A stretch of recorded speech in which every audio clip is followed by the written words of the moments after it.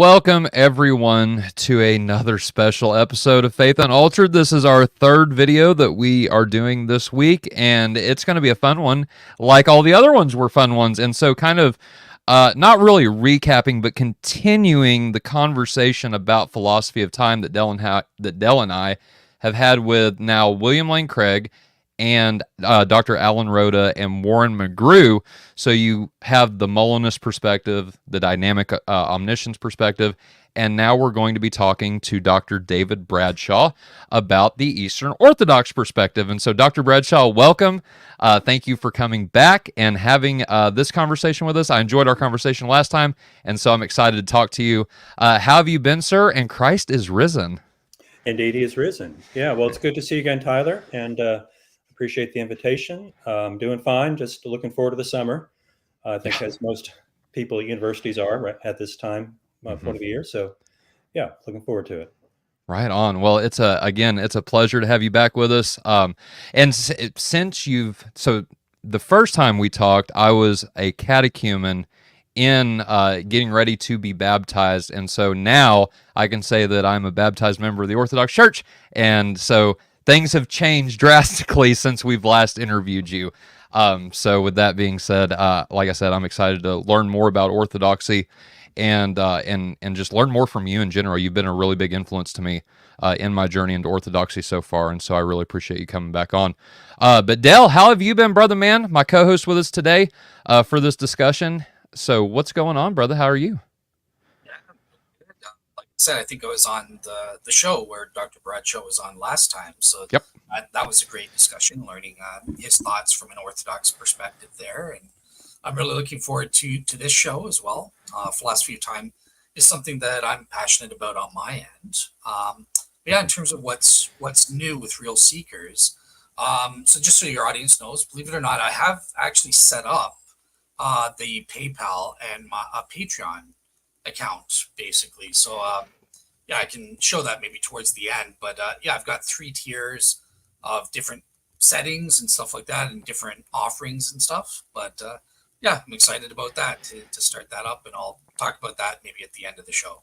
Yeah, fair enough. I heard your first episode, and I have got to say I'm going to be a really big fan of your class. I won't give away any spoilers or anything like that, but Dell will be teaching a class for his Patreon members, and this is for Patreon members only type thing. And also Faith Unaltered and me and David and Dane and all the guys and Carrie as well is going to be doing a Patreon very soon. So we had a lot of feedback in the last couple of episodes that people would be willing to be monthly subscribers. And so we're trying to put our heads together and think about how we can do a tier system. So if our audience has any recommendations on how we could accomplish that from a multi-denominational platform, please let me know. Shoot me your thoughts at faithunaltered@gmail.com or leave them in the comments below. Also, while you're watching this video, if you like what you're hearing, please leave us a thumbs up and consider subscribing to the show if you have not. Like I said, this is our 3rd episode we've done this week, and we usually do at least 1 episode a week, so we're constantly releasing content that delves into Christian apologetics, philosophy, and different aspects of Christianity in general from a lot of different perspectives. And so if you're into that type of thing, please consider subscribing to our channel. But without further ado, Dr. Bradshaw, let's jump into this, shall we? So my very first question I have for you, and Dell, if you just want to, we want to alternate, you've got the list. So I'll take the first question, and then we can alternate from there if you want to. Sounds good. Okay, fair enough. So the first question I have for you, Dr. Bradshaw, is we've recently had Christians from all walks on our show, as I talked about earlier, discussing this concept, the philosophy of time, that we will be talking about this morning. And so open theists that affirm divine temporality. We've had B theorists on, William Lane Craig's interesting view of God being atemporal, sans creation, but temporal when he created. Could you explain for us and our audience what the Eastern Orthodox understanding of God's relationship to time is, and how our view would specifically differ from the groups that I mentioned just a moment ago? Well, it's not a simple question because Orthodoxy doesn't have an official position. The nature of time or eternity is not something that's really, Okay. you might say, in church councils. Mm-hmm. What I look to are the Greek church fathers, who, of course, are the foundation of Orthodox theology. And even they, their views, you might say, I think, develop over time.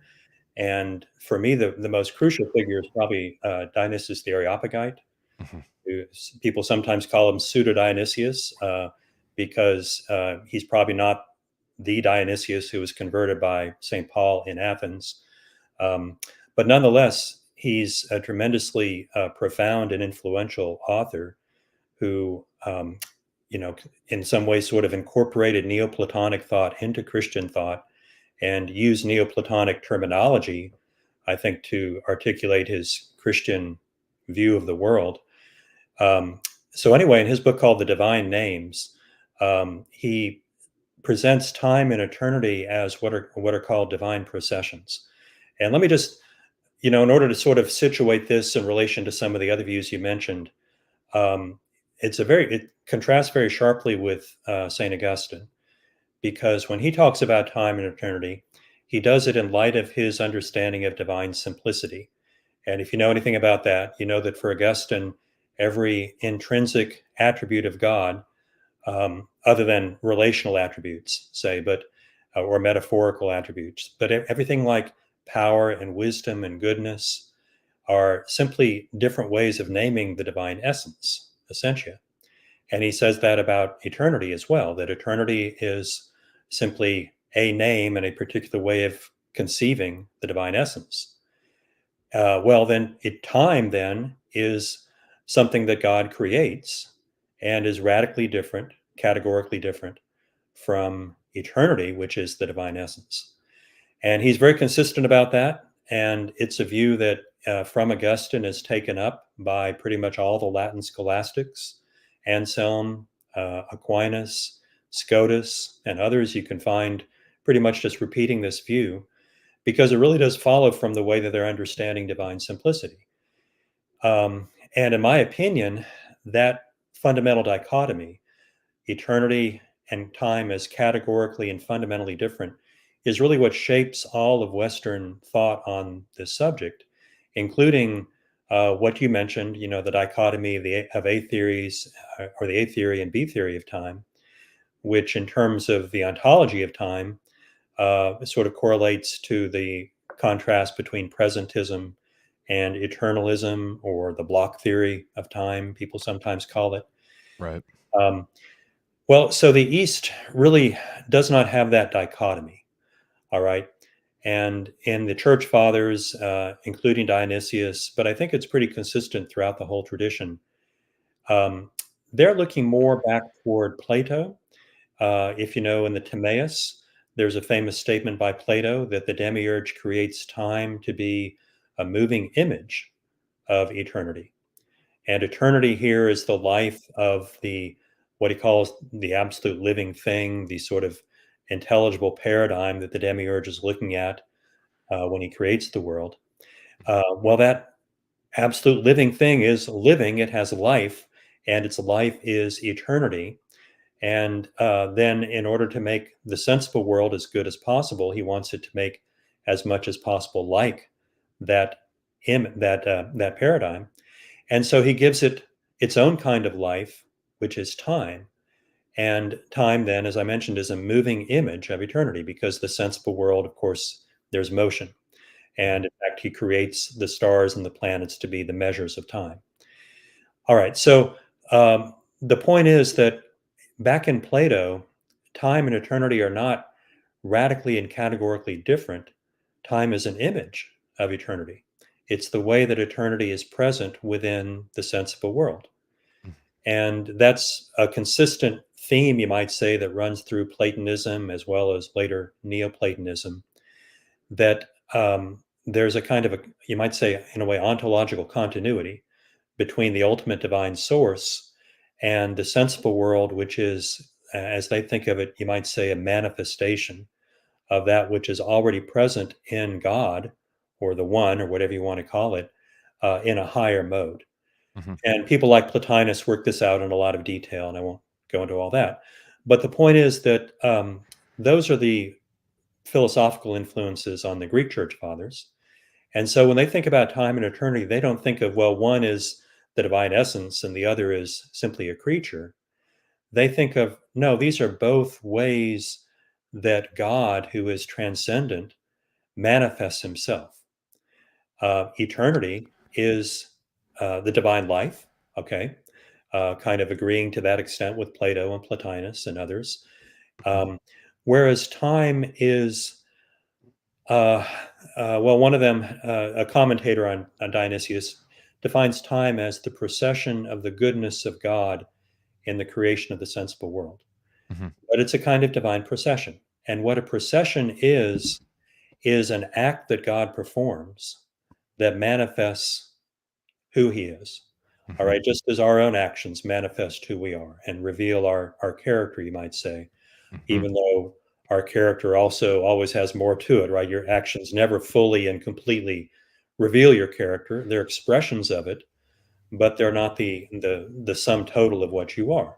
Right. Well, it's a similar idea that the divine processions are acts God performs that manifest his being and his character, although no one of them nor all of them together exhaust the reality of who and what God is.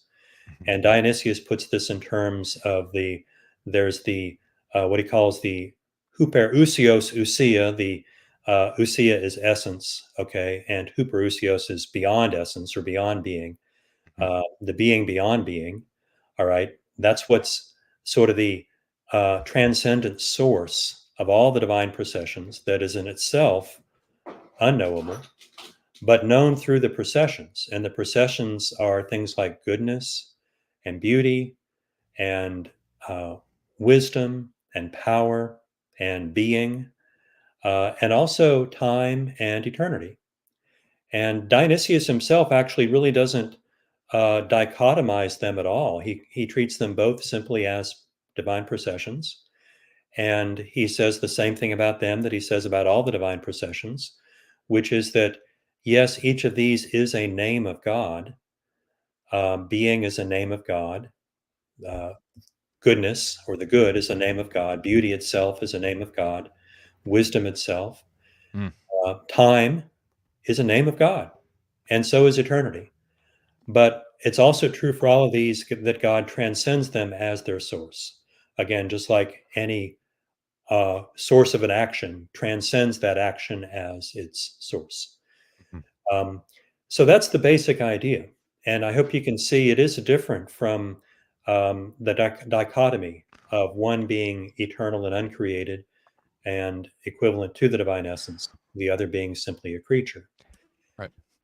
Now, so let me follow up real quick with this idea of procession. That, given our last conversation that we had, that sounds an awful lot like energies. Is that what Palamas would later kind of describe as the energies of, is what it was it Dionysus or Diognetus that described this as processions? Dionysus. Dionysus. Okay, so is that fair to say then that the divine processions could be synonymous with the divine energies? Yes. Okay. Or at least that they're one form of the divine energies. Okay. The thing is, with the concept of energy, that's originally a biblical concept. It's a term that's used by St. Paul, Right. among other things, for the gifts of the Spirit in Mhm. 1 Corinthians 12. Mhm. And so there are different types of divine energy. The gifts of the Spirit is one. The uncreated light is one. The divine logoi, which are the acts of will by which God calls creatures into being. That's also, for Palamas, that's a type of divine energy. And the divine processions, yes, are also types of the divine energy. Right. And I mean, the more you think about all this, the more there are nuances to it that you have to kind of think through. When I refer to, goodness and being and life and wisdom as divine processions, they're different in the sense that they have different extents, you might say. Okay. So all things that God creates partake of being, and the divine procession of being extends to all things that are. Right. Only some of them have life. Mhm. And so the divine procession of life extends only to those, and of those, only some have the power of reason. So the divine procession of wisdom, or logos, reason, extends only to those. Mhm. Um, but it's also true that when God creates a living, rational being like one of us, he doesn't perform three different acts of bestowing being and life and rationality. He performs the single act Mhm. of creating each of us individually. So there's a sense in which these processions, even though they're different, and they also overlap. And it's also true. Another way they overlap is that they partake of one another in many cases, at least. Right. Life, for instance, is one of the things that are. So it partakes of the divine procession of being. And Mhm. it's also something good. So it partakes of the divine procession of goodness. Um, and the same would be true for wisdom or power or unity and so on. Yeah. So there are various relationships of mutual uh, uh, participation as well as that kind of overlap. And I mentioned that kind of comes to mind because the logoi, which are the acts of will that God Mhm. performs and creates each thing individually, Mhm. those are in a way just sort of the articulated form of the processions. Because when he creates, again, one of us, he doesn't sort of will us into being and then separately bestow being and life and rationality. That all happens all at once. It's his Okay. will that is in itself effective to bestow what he wills, right? So, Right. even referring to the divine logi as these acts of will is sort of it's useful for descriptive purposes, but I don't want to get the sense that we're sort of multiplying entities endlessly here. Right. Yeah, it's all involved in the divine act of creation. Okay. All right. Oh my mind is like just. And here's the thing too: is whenever I first heard you talking about this on the Telos Bound interview that you did, and then reading these in your two papers. So you have two papers. So a Christian approach to the philosophy of time. And correct me if I'm wrong, Dr. Bradshaw, but that's the smaller, more compact version of your other paper, Time and Eternity in the Greek Fathers. Is that Yeah, correct? that's right. Okay. Okay. And so, with that being said, then, and then I want to hand it over to Dale because I know he's got a follow up to this. But it seems like coming from an Orthodox position, because just hearing this for the first time, I was like, man, I cannot wrap my mind around both God not being eternal and being eternal, or God not being love and being love, or just God not being and being, right? And Mhm. it sounds just on the surface just so paradoxical that nope, I can't understand this. But then you add in the divine essence and energy's distinction. Okay, even if I can't wrap my mind around it completely, that makes it make a little more sense to me. And then coming from a Western view that does not distinguish between the divine essence and the divine energies, it seems like you can run into some major problems like Augustine did with the determinism thing. If God's essence and his will are the same thing, then of course we see how he gets divine determinism, like we kind of talked about in our last episode. But is that what you think? And I know you've said this, so the divine essence and the divine energies distinction within Orthodoxy makes this view, what's the word I'm looking for? Plausible, right? And this is what the church fathers seem to have held to, but in a Western understanding, in a Western context, they couldn't even, or correct me if I'm wrong on this, but could they accept like some of the things that we're talking about now, or do you need the divine essence and energies distinction to even make that plausible? Yeah, I think you do need it. Okay. And the way that Augustine thinks about divine simplicity, unfortunately, creates a real impediment to that. Hmm. Now, some people have argued, and I think there's some truth to this, that these two different words, ousia in Greek and essentia in Latin, that are both translated as essence, Hmm. Even though you might say they're linguistically equivalent, they're both participles formed from the verb for to be in each of those languages. Yeah. They don't necessarily mean the same thing. And some people like Mark Spencer, who is a Catholic philosopher at the University of St. Thomas up in Minnesota, he's very friendly to the essence energies distinction. And he thinks he can reconcile it with a fundamentally Thomistic metaphysics by making this move of saying, well, the essentia, and whenever Augustine or Aquinas are using that word, is not the same as ousia when the Greek fathers used that word. I think there's probably some truth to that, but it doesn't follow that you can just therefore retain everything that they say, right? Right. Right. And there don't need to be any adjustments.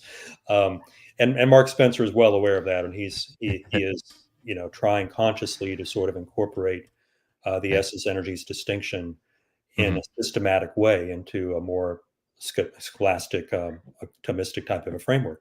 Sure. But if I can get back to something else you mentioned, which is this fundamental question of, well, how can it be true to say that God both is eternity and yet he's beyond eternity, or is being and yet he's beyond being, and so forth? For me, it's very helpful to think back to sort of the biblical paradigm of this, which is the encounter of Moses with God on Mount Sinai in Exodus 33, where this is after the giving of the law, and Moses then ascends Mount Sinai again into the darkness, and he pleads with God, let me see you as you are. And God says, no one can see my face and live, but I'll put you in the cleft of the rock, and I'll pass by, and you will see my backside. And it says that when God passed by, Moses beheld his glory. All right. And that's very significant. And that had a lot to do with the way the Greek fathers think about all this, that the divine glory, which of course appears repeatedly throughout Scripture, is in a sense sort of God's backside. It's God as he can be visible and present to us with our senses that we have in this life. And of course, they beheld the divine glory right in the tabernacle. It filled the tabernacle, and it filled the temple when it was dedicated by King Solomon. And Ezekiel has a vision of the divine glory removing itself from Jerusalem. And they also identify it then with the light that shone around Christ at the Transfiguration. Well, all of those are not things the divine glory is not a creature. It is the immediate presence of God within the sensible world, insofar as God can be apprehended through sensible means at all. And it both is and is not God. Okay, just like your back both is you, okay, but it's also not you. Right. Certainly not all of you, right? It's you from one point of view, maybe you insofar as you can be seen from that particular point of view. But that's not all that you are. And so I think it's fair to say you are that, but you're also not that. So that's the idea here, that any way that God manifests himself to us is something that he is, but also something he is not. And you have to keep always both of those in mind to do justice both to the immanence of God and the transcendence of God. Is that because, just out of curiosity, and Dale, I promise I'm going to get over to you, buddy, but is that because we would say that God is, in a very real sense, infinite, and anything that he can make himself known to us by, that he can be known by, is technically not infinite? Would that be a good way to say it? Yeah, that is a good way to say it. And Gregory of Nyssa is one who puts a lot of emphasis on divine infinity. Okay. It's an interesting story about that, because infinity in Greek thought, classical Greek thought, was sort of a bad thing.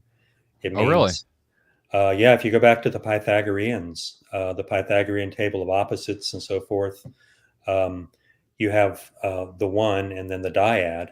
And the dyad is the unlimited, unbounded, and you can work all that out through sort of following each of these down the different pairs of opposites in the table of opposites. And the dyad correlates with evil. The one correlates with good, because the one is bounded, limited, intelligible, also correlates with light, for example, whereas the dyad is unbounded, unlimited, unintelligible, correlates with darkness and also with evil. So that's a fundamental just category, you might say, of Greek thought, that which is infinite is also unknowable and therefore not good. Goodness comes from order and form and intelligibility. And it really took the Christian belief in a creator God who is transcendent to the cosmos and has no form, in the sense nothing by which it can be known intellectually, cognized by our mind or any created mind, has no form, no intelligible form, to recognize that no, infinity itself, when you talk about divine infinity, that's something good.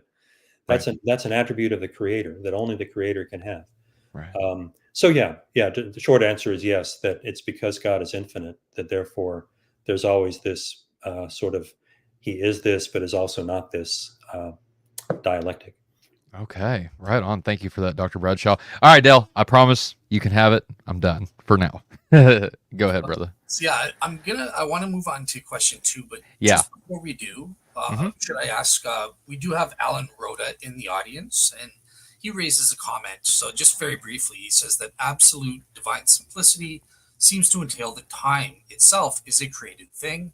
And this in turn also leads to the block theory of time, or the B theory of time. Did you want to just give kind of a quick response to Alan there? Yeah, I think that's at least the first sentence. That's exactly the conclusion that Augustine drew. Whether it leads to a block theory of time, I'm not as clear that necessarily follows. I mean, it seems like you have two choices. Block theory is one and presentism is the other. But yeah, no question that absolute simplicity, the way Augustine understands it, sort of constrains your options from the beginning. Yeah. Gotcha. Awesome. All right, cool. So the next question that I want to ask is, obviously we've had, as Tyler mentioned at the beginning of the show, we've had various groups, in terms of understanding God's knowledge and how that relates to time. We've had open theists, dynamic omniscience proponents on. We've had divine determinists and Molinists like myself. So I just wanted to get from you, because obviously all these groups, they all differ with how God knows things and specifically what God can know about the temporal creation. So do you mind just kind of taking a couple minutes to outline what Orthodoxy says about God's knowledge and in relation to the creation itself? Yeah, well, it's a very big subject, and I don't have all the answers, but let me just try to give you a short answer. Sure. Which is that all the church fathers, I think, definitely affirm divine foreknowledge, including foreknowledge of human free choices. On the other hand, they're not divine determinists. They do believe that we have free will. Prohairesis, elefthera would be the Greek term for that, and that's a term that actually Saint Justin Martyr uses. And they were very emphatic about our possession of free will, because they were reacting against or sort of living in the world where there were various forms of determinism out there already. You might say, like in the 2nd century when Justin Martyr lived, there was the Stoic form of determinism, and there was also astrological fatalism was very popular in the Roman Empire at that time. And then there were Gnostic heresies that thought, at least, that insofar as good and evil are concerned, that we're predestined one way or the other. And they rejected all of those because they saw it as, well, first of all, there's the biblical verse where Jesus looks down on Jerusalem and says, "Oh, Jerusalem, Jerusalem, how often would I have gathered you under my wings as a hen gathers her chicks, and you would not." And clearly he's sort of speaking, you might say, in his divine persona, not simply as the man Jesus, but as God incarnate. And he's saying that Israel resisted his will and would not do what he willed, right? So I think there's sort of the prima facie conclusion to draw from that is that we're capable of resisting God's will. And then furthermore, of course, moral accountability also seems to require that. And so determinism was never really an option in their mind, including theological determinism. But they did believe in foreknowledge. Far as I can tell, for the most part, they didn't believe in middle knowledge. I mean, you mentioned Molinism as one of the options on the table. That idea really wasn't discussed widely in the ancient world. Molina, of course, invented it, right? So that's why it's called Molinism. But there are passages where it seems like the fathers may be assuming something like that in a to a limited extent. Gregory of Nyssa talks about how God knew what Adam and Eve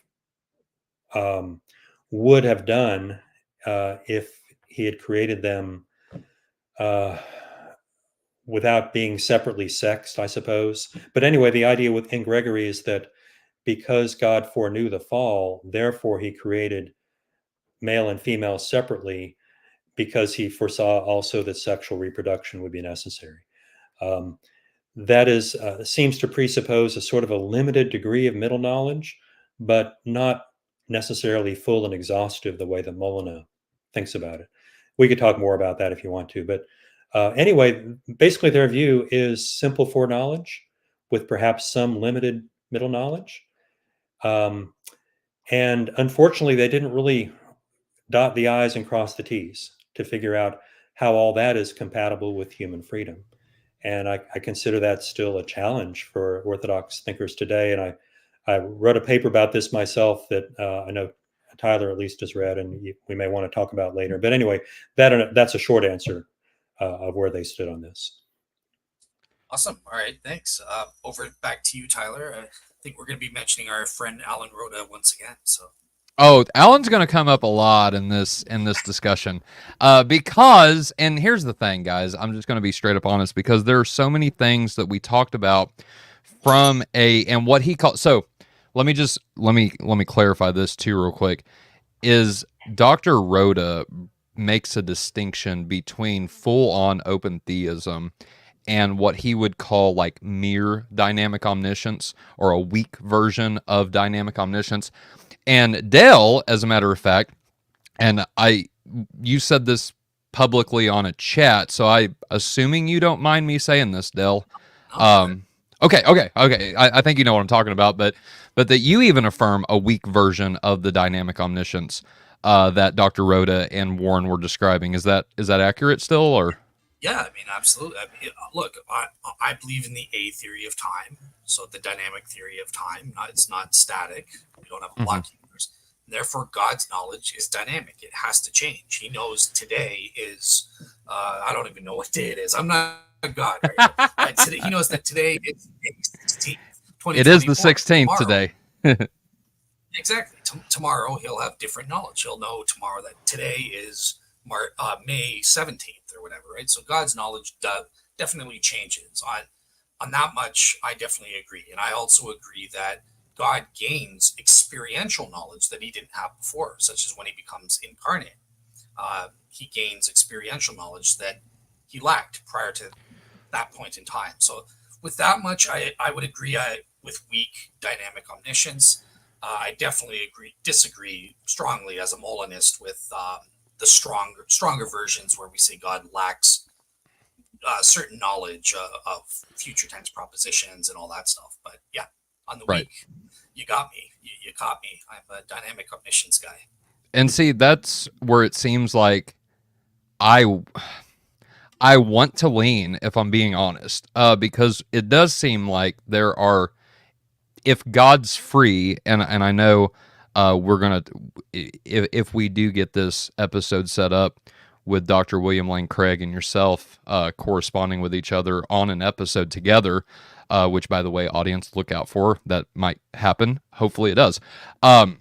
But this is going to come up. And so let me just stick with the questions right now, and then we might get into that here in a minute. But, okay, so with Dr. Rhoda being recently on the show, we asked him if one affirms libertarian free will, like it seems like the church fathers do affirm what we would consider libertarian free will, or what we call libertarian free will, especially with, the sourcehood condition and then leeway, the leeway notion there. is open theism, and I'm assuming now Dr. Rhoda can correct me in the comments if I'm wrong on this, but I'm assuming he meant the weak version of open theism is the only conclusion that one could hold if one affirms libertarian free will. And I asked him this, and he said, no, there were others, there were other options, but he believed that open theism was the only consistent position. And so my question to you, Dr. Bradshaw, is that true first and foremost? And if not, then how can we show those who affirm open theism that libertarian free will can have other consistent views, and what would that consistent view look like from our perspective? Mm-hmm. Yeah, I don't think it's true that open theism is the only possibility. And Dale, I take it you and I are kind of similar here, that I'm not a Molinist, but I also wouldn't accept that God does not have foreknowledge of human free actions. So God knows today what I will do tomorrow, and so forth. So that's partly one reason, at least, why I couldn't be an open theist. And there are other reasons. I think, to me, the most fundamental thing that's wrong with open theism is I don't see how that's compatible with God being the creator of time or the source of time, who himself, therefore, is not bound by time. Now, this gets tricky on my sort of a view, the Orthodox view, as I understand it. God is the source of time, but time is not simply a creature, it's a divine procession. And it's in other words, an activity God performs. And in that sense, it's like being or life or wisdom and so forth. These are all names we give to God's act of creating and sustaining things in existence. And he does so, of course, in different ways with different creatures. And therefore, we have to draw these distinctions. Some only have being, some have being and life. Happens that all have temporality, or at least are all spatiotemporal creatures have temporality. So that's an aspect of what God does. And because time is his action, he does know that today is May 16th and so forth. His knowledge can be temporally located. And yet he has foreknowledge of human free actions. So now, if I could go a little further, how I would try to put all that together, this is in the article I mentioned. And this is more my take on it based on Maximus the Confessor, one of the later Greek fathers, wrote after Dionysius in the 7th century. And even Maximus, I think, doesn't fully work this out. So it's more sort of a view that's inspired by Maximus. But for me, there's a biblical teaching that's really important and helpful. It's what the book of Revelation says, that Christ is the Lamb who was slain from the foundation of the world. Mm-hmm. That's in Revelation 13. And in 1 Peter, there's a similar statement that, in fact, he's the Lamb who was ordained from before the foundation of the world. What I find important about that, Christ being the Lamb who was slain, that only occurs because of human sin. Because you may believe that the Logos would have become incarnate even if we had not sinned, and Maximus actually does teach that, as do Duns Scotus and many others. But that's different from saying Christ would have died on the cross even if there had been no sin. That's crazy.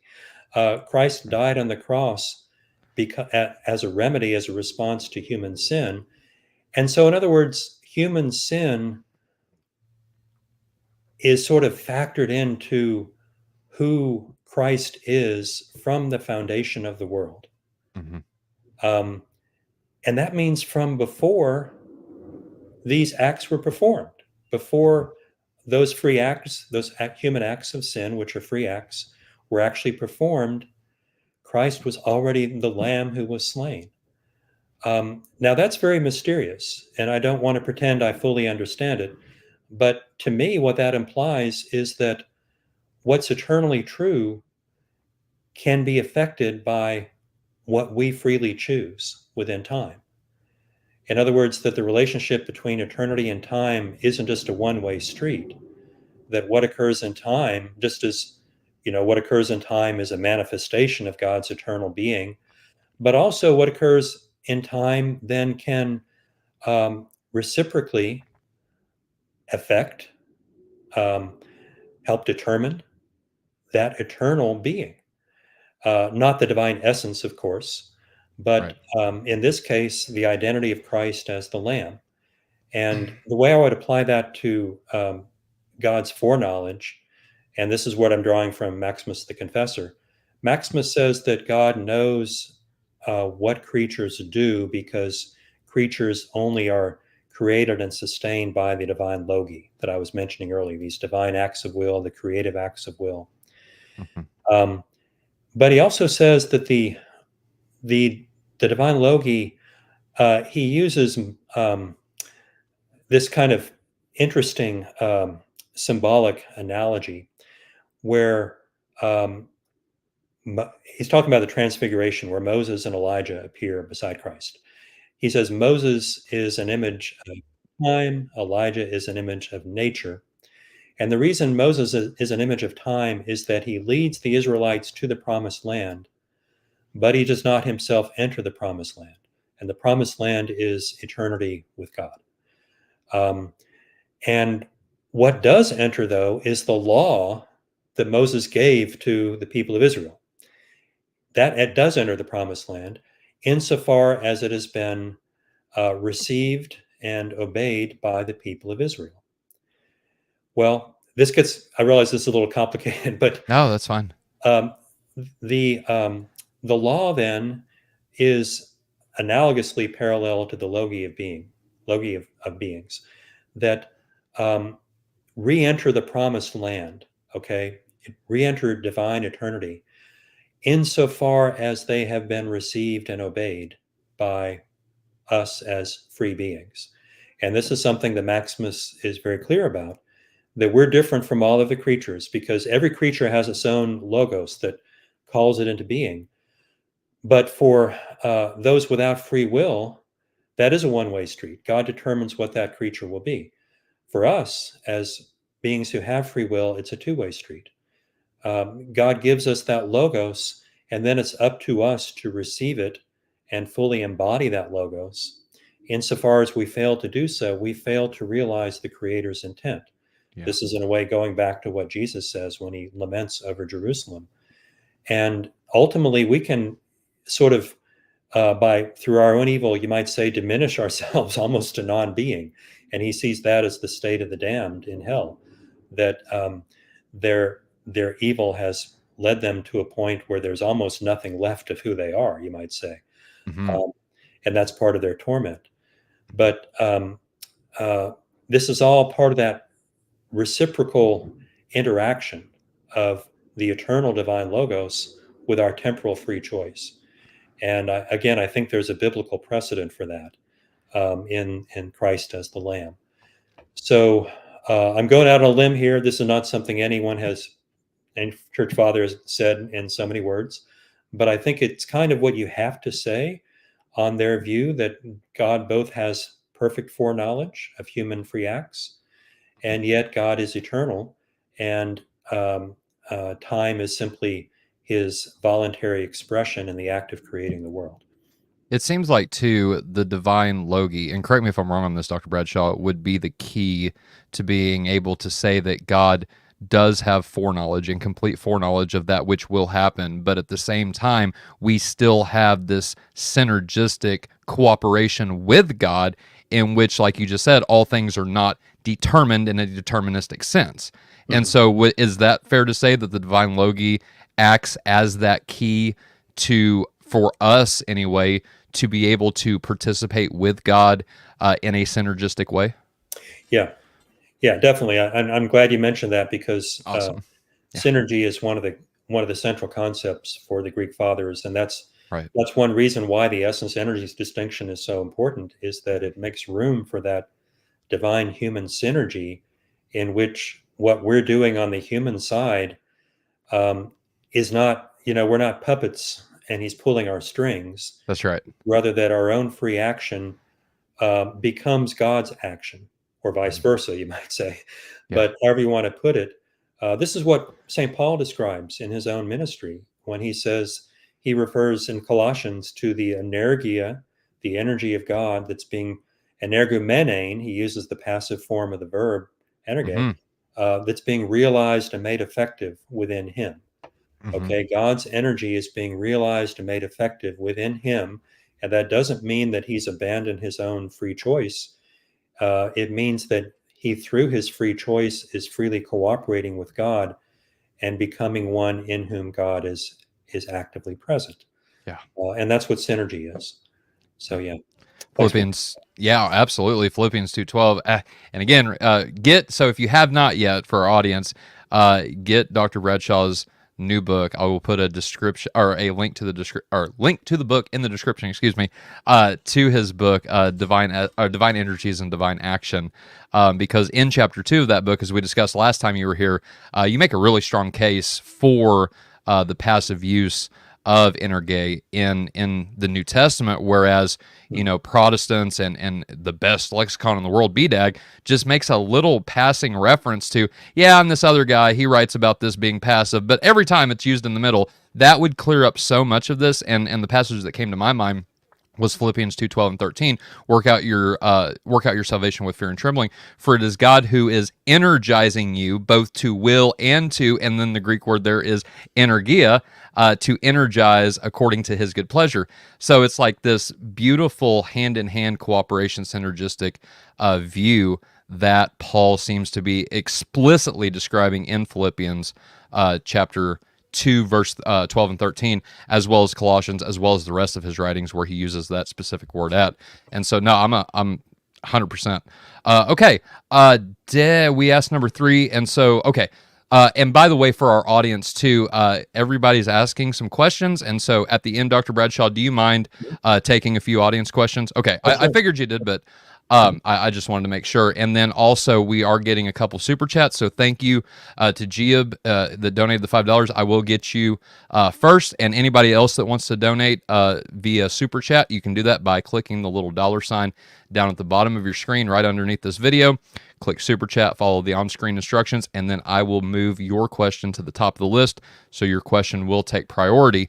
But let's get back to our questions then. So, mentioning St. Maximus, and I apologize in advance if any of these questions that I have on the list already touch on some of the things that we've talked about already, and I think this one does. So if not, that'd be great. But if it does, then we can recap. But okay, in your paper on St. Maximus, so time, eternity, and divine knowledge, you use the phrase, quote, "God knows all things in a single act, in virtue of their being contained within him as their cause," end quote, a few times. Can you explain what that means exactly? Yeah, well, this is an idea that, again, is from Dionysius and the chapter of the Divine Names on God as wisdom. He discusses God's knowledge. And what he wants to insist on is that God is not like us in that we know things by being affected by things through our senses. God is not affected by things. God is the first cause. And so he adopts this more Neoplatonic idea that God knows things by causing them. And this, by the way, you find this throughout medieval scholasticism as well. There's a kind of a scholastic tag, the Scientia Dei Causal Rerum Est, that God's knowledge is the cause of things. It's a very classical, traditional idea. I think if you're a Christian, you have to treat it carefully, right? Because you have to also make room for our free will. Otherwise, you're back to theological determinism. And Maximus adopts the idea from Dionysius. At the same time, he has this teaching about the logoi, in which human free will is kind of center stage.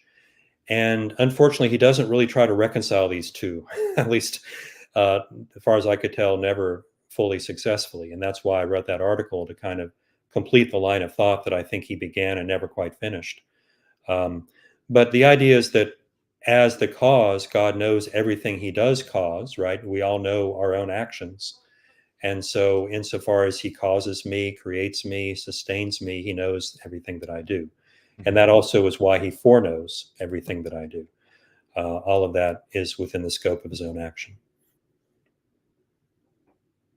All right. Thank you for that, Dr. Bradshaw. And then, sorry, my little 3-year-old ran in here and grabbed something she wasn't supposed to have. So I had to holler at her for just a second. But For the okay. little children to come unto me, right? Right, exactly. But keep them away from stuff they're not supposed to have. But okay. So with that being said, then, I'm gonna, well, let me just go in order then. In the same paper, talking about Dionysius, the Areopagite, you write that, quote, if as a single cause God gives being to all the things that are, in that one same causal act he will know all things, inasmuch as they are from him and pre-exist in him, and he will not derive from beings the knowledge of them, end quote. And so that's what you were just describing. So then I'm going to have a conversation, and I don't know if you're familiar with Dr. Nathan Jacobs. Okay, Well, so yeah. Mhm. okay, good. So he's coming on the show on June 7th to talk about something very similar to this, maybe expounding a little bit more on the knowledge aspect of this conversation. But my question is, and it seems like he argues in one of his papers that we're going to get to here in just a second about why would God, or it's titled "Why Would God Make the Damned?" So can it be concluded then from this, from what Dionysius says in your paper, that Dionysius doesn't believe that God knows all things before he creates them? Rather, it's the creation of all things itself that renders unto God the knowledge of those things. Well, the tricky thing here is that there are two kinds of being before, temporally or causally. And I think that passage Dionysius is referring to causal priority, Okay. that God knows all things as their cause. It's hard to tell from that exactly how he would sort of cash that out in terms of God's relation to time.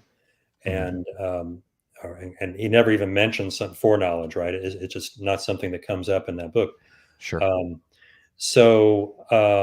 That's why I think you have to look to other authors like Maximus, as well as even before Dionysius, the Cappadocian Fathers also and others discuss God's foreknowledge. Right. And I think Dionysius would be on board with what Maximus and others say, that we have free will and God foreknows our free actions. Right. But he never addresses it explicitly. Yeah, and fair enough. And I think that Dr. Jacobs quotes St. John of Damascus, if I'm not mistaken, about that same concept that Dionysius talks about. And whenever I first heard that, now this is before obviously this conversation, that sounds so much like what Dr. Rhoda and Warren were arguing for about how dynamic omniscience, right? This idea that there's change in the knowledge of God, because if God, quote unquote, doesn't know something before he creates it and then knows that, well, obviously we would all conclude, well, God's knowledge changed at that point. But then, given the divine logi that we were just talking about, I can see how that we could maybe not backpedal, but give another explanation to where both can be true at the same time. Is that fair to say, or am I missing the mark there? Yeah. That's what Okay. at least I've been trying to do. I do think, even in that long paper on time and eternity in the Greek Fathers, Yeah. you mentioned, I do discuss there at the end how if time is a divine procession, in other words, an activity of God, then of course God knows what time it is, because Right. that's his act, right? It's his act that today is May 16th, etc. That's right. And so I don't think there's any problem with locating God's knowledge within time. It's just that you then have to answer further questions about how that relates to foreknowledge, etc. Okay, fair enough. All right, Dale, you are up, my friend, on for question 5. Yeah. Unless you have a follow-up to what we were just talking about, but go on. No, it is. I see question 5 as kind of a follow up here because. Okay, yeah. Look, I think it was John of Damascus who's famous as saying that God, he never knew who the damned were in advance until after he made the damned. So I want to kind of get from you, do you agree with that sentiment on your end, Dr. Bradshaw? And if so, why can't that be applied? Look, if God lacks foreknowledge of who's going to be damned before he makes people, why can't we extend that ignorance to other things or to all things in the way that open theists and dynamic omniscience proponents would like to do? Yeah, I think what John is referring to is um, what we would call middle knowledge. He definitely affirms foreknowledge of Okay. human free acts. What I think he rejects is sort of comprehensive middle knowledge, because he says, well, that wouldn't be foreknowledge at all. It wouldn't be knowledge has to be of what is, so it wouldn't be a kind of knowledge for John, because it's of something that would be, but is not. Okay. Right. And to some extent, it's kind of a semantic issue. I looked at those passages, after Tyler sent me this question, I looked back at those passages, and it's not totally clear to me that he's really talking about the same sort of thing we're talking about. Okay. Now, as for what my own view is, it would go back to what I was saying earlier about the logoi of beings being sort of received by God in divine eternity, in a way that has our own contribution, the contribution of our own free will to creating who we are. In other words, there's God's intent, the act of will that he performs in creating us. There's then how we receive that act of will. And then that affects the logos that he performs as it is received within divine eternity. And again, my parallel for that would be Christ as the Lamb who was slain from the foundation of the world, which again, that's Christ's own identity being modified by us in this reciprocal interaction in which human free acts are an essential component. So I think it's a biblical idea, and I'm simply trying to apply it to God's foreknowledge to say, in a way, both and, that God he does foreknow in the sense that he knows the logoi, right, from all eternity, including knowing our free contribution to those logoi. This is the part that's hard to wrap your mind around, but I think it's true. And thereby, he does know when he creates us our ultimate fate. But nonetheless, it's we who determine that fate. Okay. So that may be the best I can do with this, except to say, so read the article that I wrote where I go into this in more detail, but that's the basic idea. And for those interested more in an in-depth dive, like I said, I'm going to post all of Dr. Bradshaw's articles in the description of this episode, to where you can find those easily. Just click on them; it'll take you right to it for download, and they're all free on your academia page. Is that right, Dr. Bradshaw? Yeah. That's what I thought. All right. Yeah, go ahead. A follow up, if that is that okay, or are we pressed for time? No, I mean, we're good. So, just kind of a quick question that I'm curious about with this is, so I'm glad that me and you agree that God has full, complete foreknowledge and that sort of thing. Now, there is that issue of like what grounds it, and some of the things you were talking about before kind of made sense in terms of it being grounded in something internal to God and stuff like that. Now, some people, if you take an A theory of time, they'll say, okay, well, what's the truth maker that makes future tense propositions true or versus false and that sort of thing? And I think open theists would say, well, there's nothing, right? There's nothing there to ground it in. But I've kind of said, no, it's grounded in God's causal potential, right? Because he knows what will happen once he actualizes one of his causal powers versus not, and the entailments of that. So that's how I answer the grounding objection. But what are your thoughts on that grounding question for future tense propositions? What is it that, quote unquote, makes those propositions true or false and grounds that truth value? You mean counterfactual? What they call counterfactuals of creaturely freedom? Yeah, exactly. Yeah.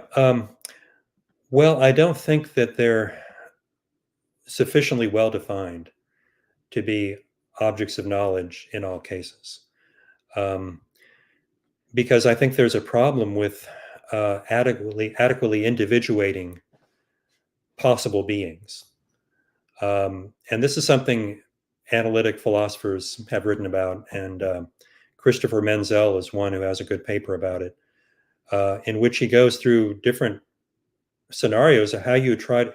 So if you imagine the world a radically different place, let's suppose the Nazis had won World War II, and everything is totally different from that point. Would I be me? I mean, in that radically different world, it's kind of, so much would be different. There might have been these people called my parents, um, Bob and Betty Bradshaw, and they might have had a child born on the day I was born, etc. Would that have been me? I just don't know, because so much is different. And um, and in a way, the question is indeterminate until you try to actually spell out exactly the timeline of history in all aspects, from 1945 to July 13th, 1960, when I was born. Um, it's just, there's no way to do this. And so I tend to take the view that what's possible has to be defined in relation to what's actual. And in a way, I think you're right about this, that when you were saying that, well, God knows what's possible because of something he can create, that's true. It's just that once you start factoring in human free choices, if you believe in libertarian freedom, that's something God does not create. That's something he leaves up to us.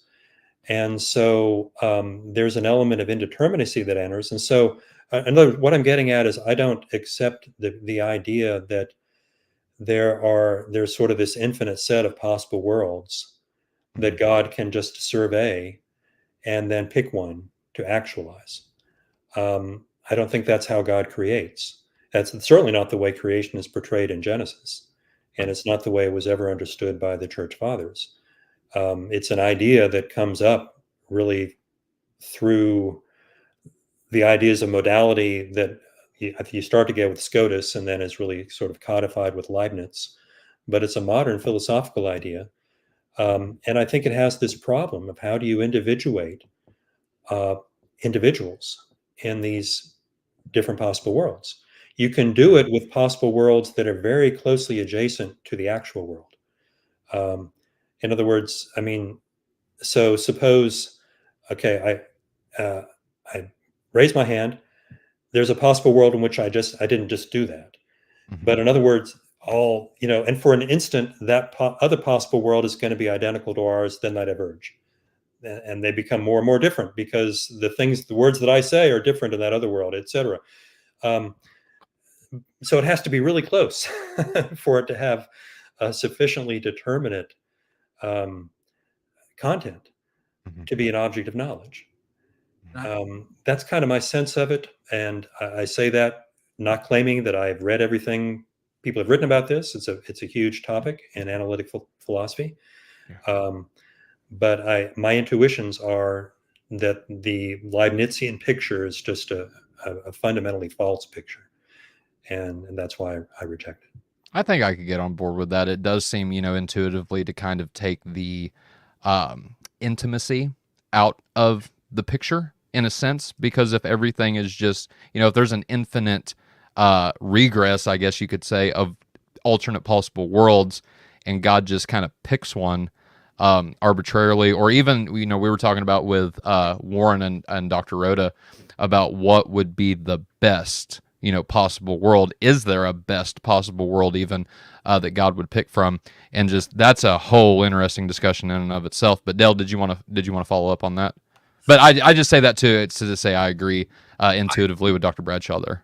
Fair enough. Okay, so I intuitively disagree with Dr. Bradshaw, but again, this is about his views. But yeah, I think that there are there's at least two best possible worlds: the world where God exists alone, and then this world. And maybe there are others that have equal value, but that's neither here nor there. So I understand. So you, David Bradshaw, you deny trans world identity, basically, that we, as a substance, my soul, I, Dale, am the same in every single other possible world.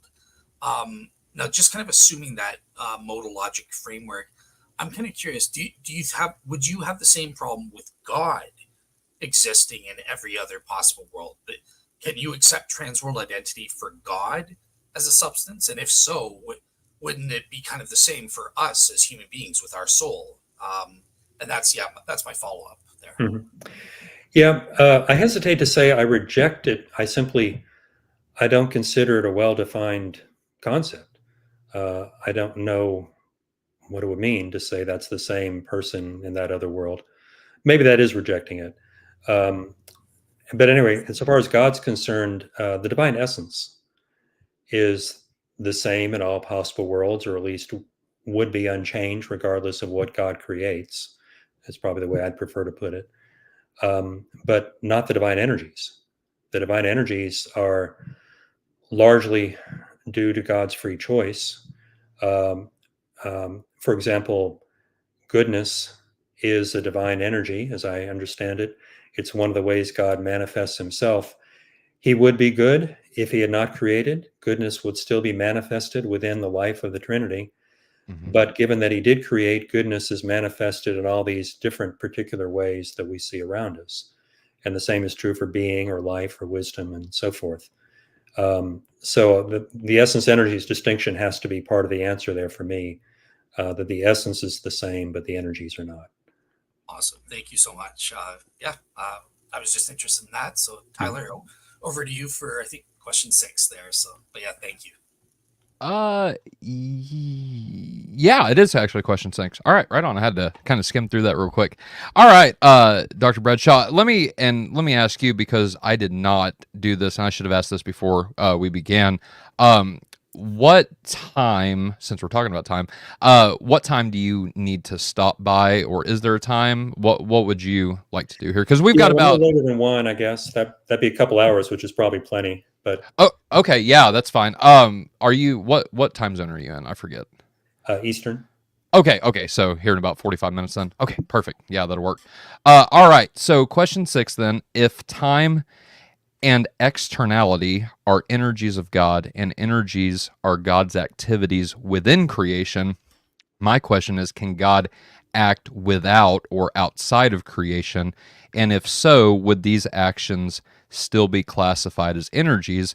And would you say that the activities outside of creation are sequential? The action that comes to mind is the Father begetting the Son in a non-sequential manner. So I might have just answered that question. If it's outside of time, can it be sequential? But this is something that got brought up in my discussion with Warren. So I had a solo discussion with him about if, I see a problem with God always being temporal, even sans creation or before creation, without creation, however you want to word that, is because if that's true and all action is sequential, then that would, and begetting is an action, well, then that would necessarily lead to Arianism.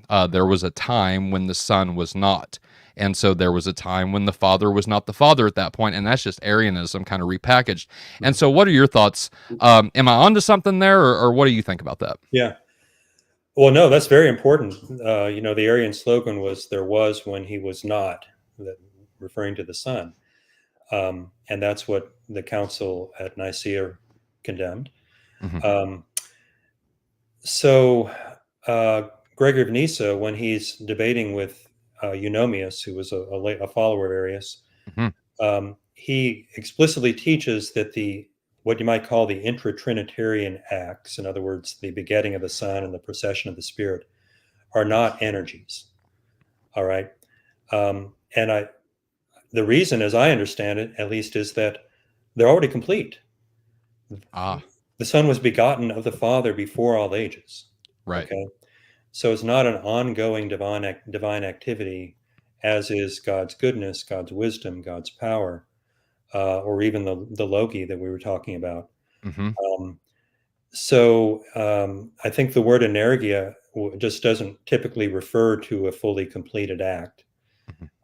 Now, you're also kind of asking about, or at least you could ask, I think in the spirit of your question, well, how could he be begotten of the Father before all ages without there being some sort of temporality? Well, time only comes to be with the creation of the world, at least on their view. Like I mentioned earlier, time is the procession of the goodness of God in the creation of sensible beings. But that doesn't exclude that there's sort of, you might say, there is divine life, okay, independently of the act of creation. And that divine life does include the begetting of the Son, the procession of the Spirit.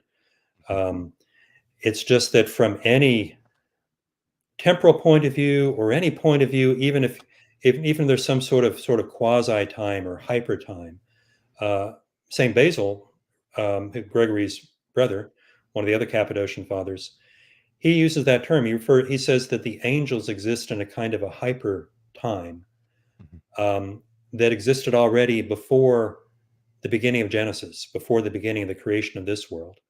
But nonetheless, the angels are created, and that hyper time is also something that is only due to God's creative act.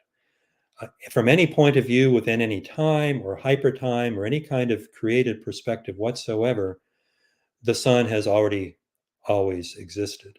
Right. And that's what's implied with that phrase, before all ages. But nonetheless, that was an act of the Father to beget the Son. It's just that it occurs in a manner that's totally unknowable and beyond the knowledge of any creature. Yeah. So that, I think, is the Orthodox. I mean, not just the big O Orthodox, but even the little O Orthodox. Right. teaching. There's an interesting, and I say this because it relates to what we were just talking about, but there's an interesting topic or discussion going on in the side chat that I'm watching, and what I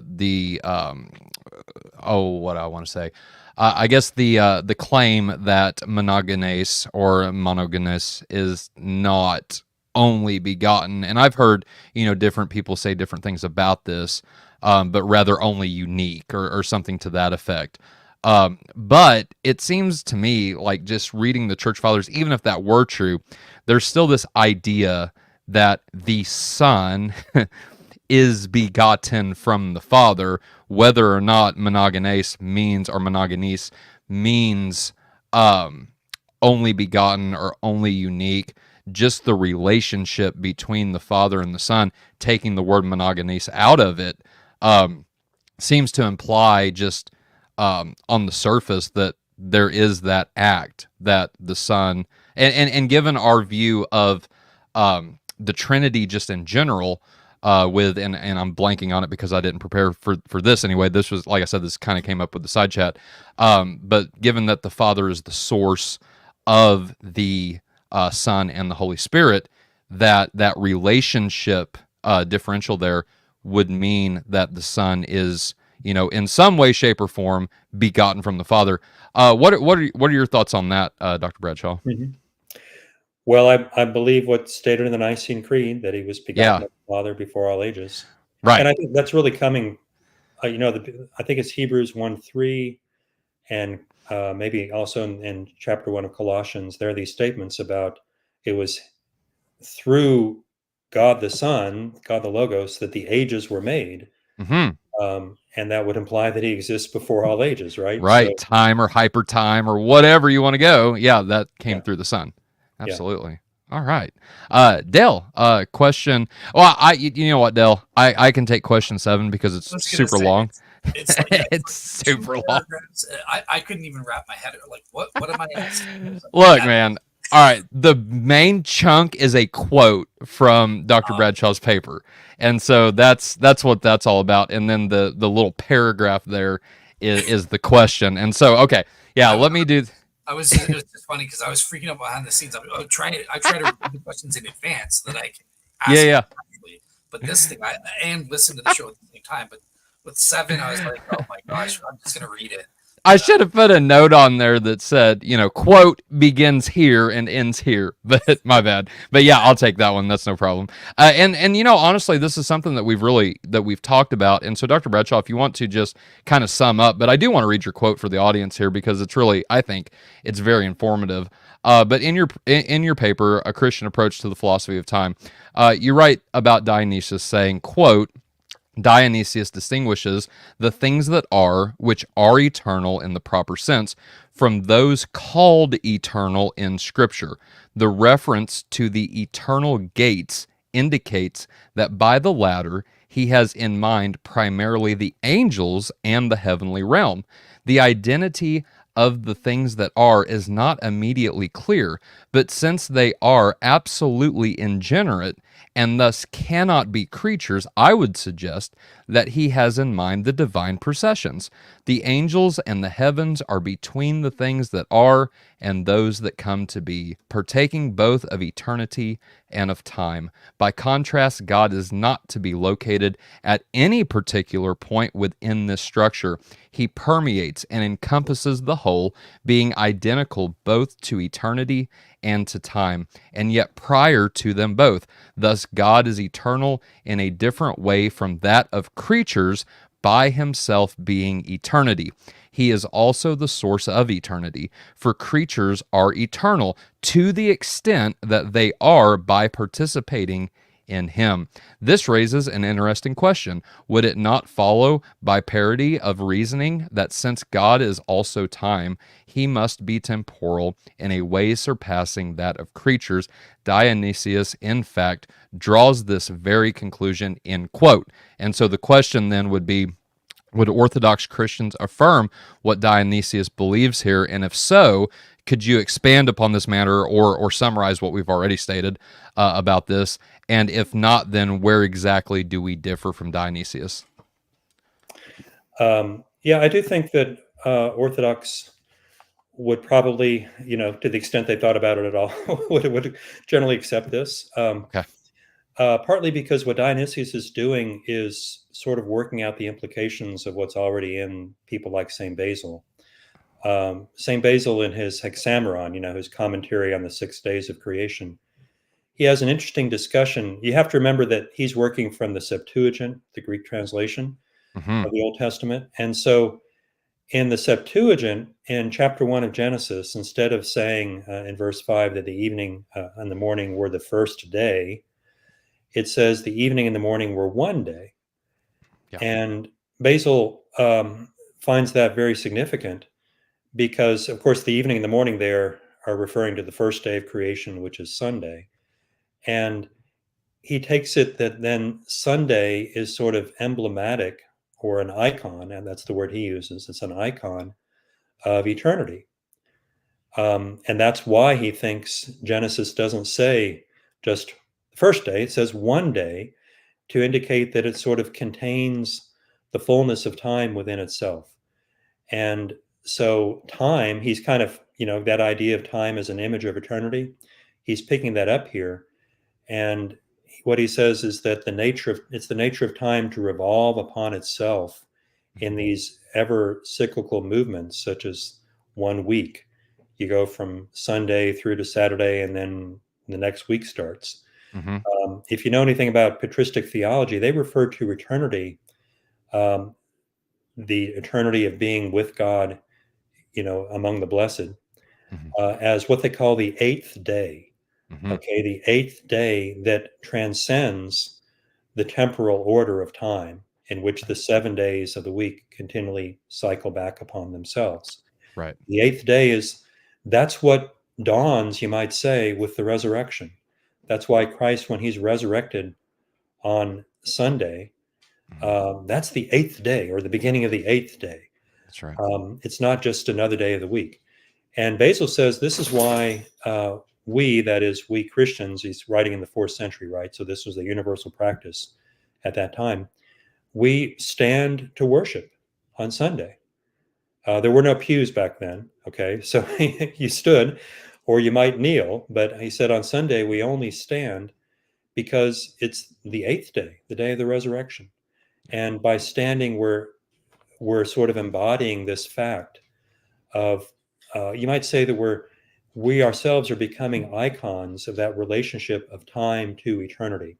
And it's a way of participating within eternity, Yeah. within the act of worship. And of course, in the divine liturgy, as Orthodox understand it, that's what the divine liturgy is. It's a way of participating in the eternal worship around the throne of God. Yeah. And so he sees that kind of stated cryptically within the first chapter of Genesis.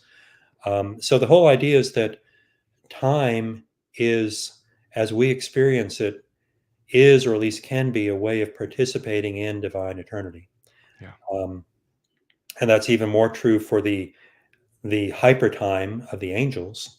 And in fact, what we do in participating in eternity is to sort of become like the angels. That's what Jesus says about the blessed, that they are like the angels in heaven. Mm-hmm. Well, that's what it is to participate in divine eternity. It's to come to possess or to share that eternity of the angels, which is itself a participation in divine eternity. So there's this relationship of participation. And I'd go into all that more in the paper, but that's the basic idea. Absolutely, and that makes so much sense, with a divine council type worldview. I know Dr. Michael Heiser made that statement, even though it's been an Orthodox teaching forever, that, phrase, the divine council worldview, kind of was made popular by him. But transitioning and then, converting to Eastern Orthodoxy, to find out this is what we've been teaching the entire time, I was just like, Michael, you're so close. You're so close, brother. But that makes so much sense, given that view, because, the saints now are even participating in that type of hyper time, place, event, what however you want to describe that, which would lead to a very interesting discussion, even if we don't have time to get into it right now. I can just mention it, but this idea of the intercession of saints and how different saints, can hear or interact with millions of people at the same time. Well, put hypertime into this or add hypertime into this, and it seems a little, it makes more sense to me anyway, but I know people will disagree with that, obviously. But okay. Dale, since I am out of breath now from reading that, even though I'm really not, do you want to go? Do you have a follow up? And if not, then if you want to go ahead to question 8, I believe we're on. And then just so you know, Dale, EED there is essence energies distinction. So. Yep, I got that. Yes. Okay, fair enough.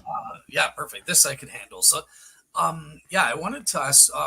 On Faith Unaltered, we've been dealing with a lot of people who subscribe to the doctrine of divine immutability. God's totally changeless, right?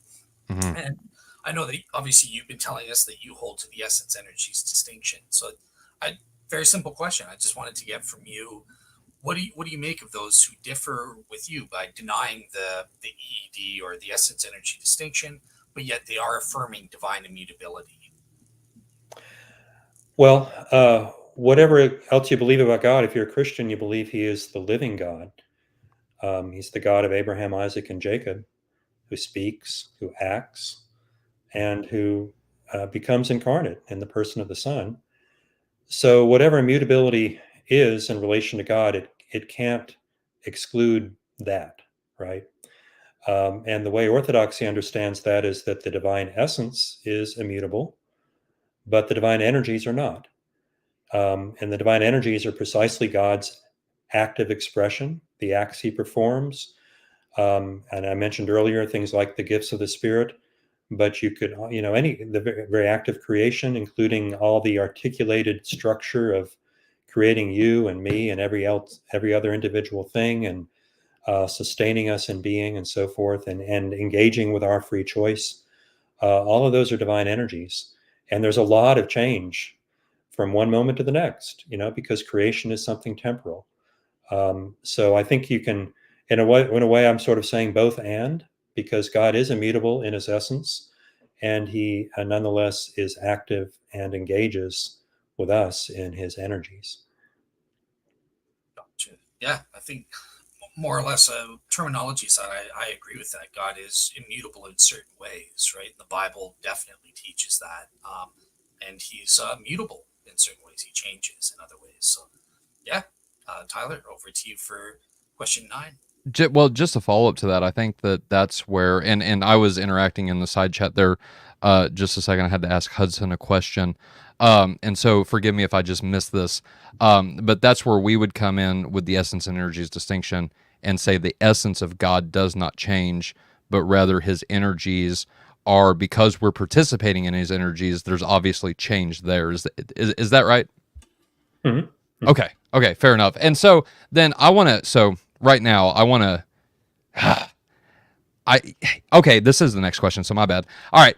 So then recently, so with that in mind, I heard a popular Eastern Orthodox apologist, who is not clergy, by the way.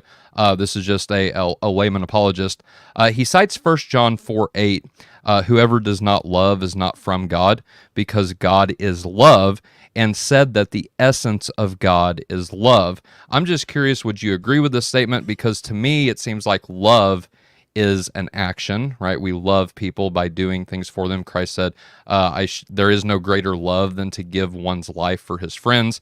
And so would we describe love as the essence of God, or is it an energy, or is it both? What do you think about that, Dr. Bradshaw? Well, it's an energy. It's actually a divine procession. Okay. It's one of the ones that Dionysius talks about in chapter 4 of the Divine Names. Mm-hmm. That verse in John, of course, is using the Greek word agape. And Dionysius says that God is agape, and God is also eros, the passionate, desirous kind of love. Right. Because God is good, seeking good for the sake of the good. That's kind of that's closest he ever comes to defining. I like it. But that's all a definition, you might say, in terms of activity. Yeah. But yeah, the answer is simply, again, an energy or procession. Okay, and fair enough. And so that led me to a conversation. So as a follow-up, that led me to a conversation with this gentleman that talked about the relationship between God and us, giving that we participate in those energies. It seems like that's kind of like what I just said, was that is what's quote unquote changing or changeable, I guess we could say, as well, whereas God's essence. And so whenever we read passages like Malachi, I think it's 3:1 off the top of my head, where he says that God does not change, things like that, we would say that those passages are specifically talking about his essence. Is that fair? Mm-hmm. Okay. Yeah. All right. Right on. All right. Well, y'all, I really think that unless I do want to, to go back to the knowability, I do want to bring up one more thing, and then we've got time, and then we'll go to the audience questions. But this was a passage that I said whenever we were talking to Dr. Rhoda and Warren that I would bring up, and I don't have it up right now, but I will in just a second. But it's Genesis, and specifically, I think it's Genesis 6 off the top of my head, where we start talking about, or we start reading about the end of the world, per se. And here it is. And so I'm reading out of the World English Bible, I think this is. The World English Bible, since it has the Byzantine majority text. I really like that text, by the way. But with that being said, I just want to get your thoughts on this passage, because this is a passage that was argued for in our scripture. So the episode that we just did with Dr. Rhoda and Warren about does scripture teach dynamic omniscience?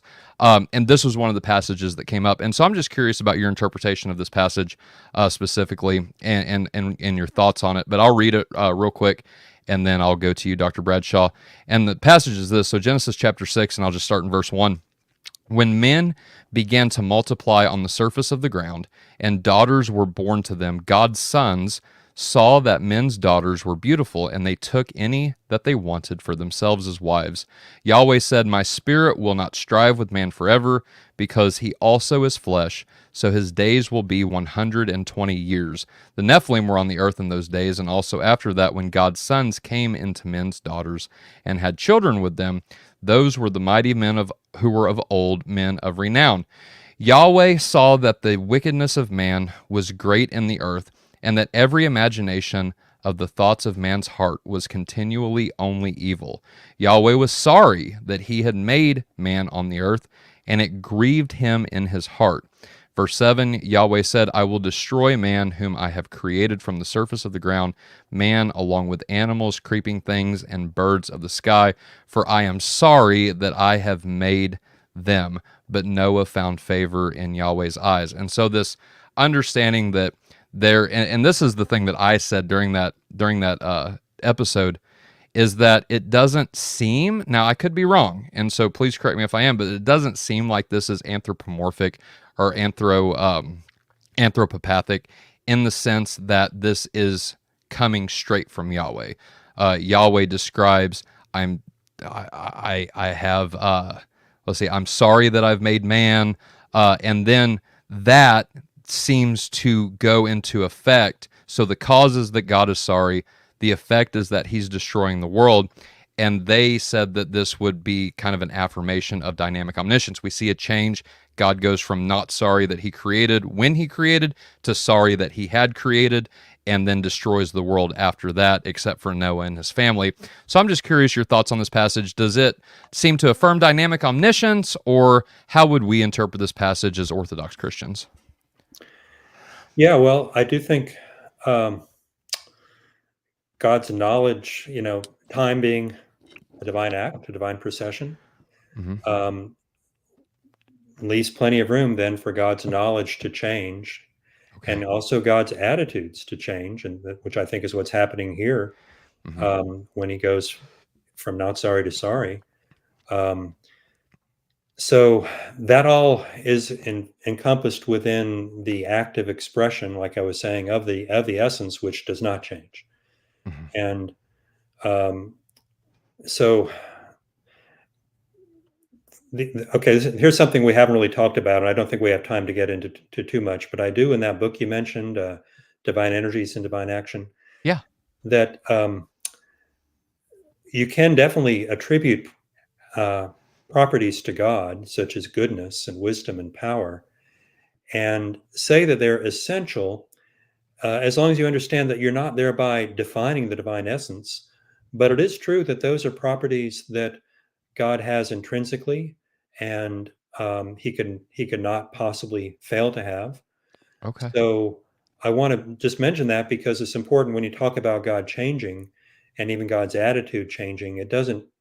That's not to suggest that God could ever cease to be good, Right. or cease to be love, to use the other example from 1 John.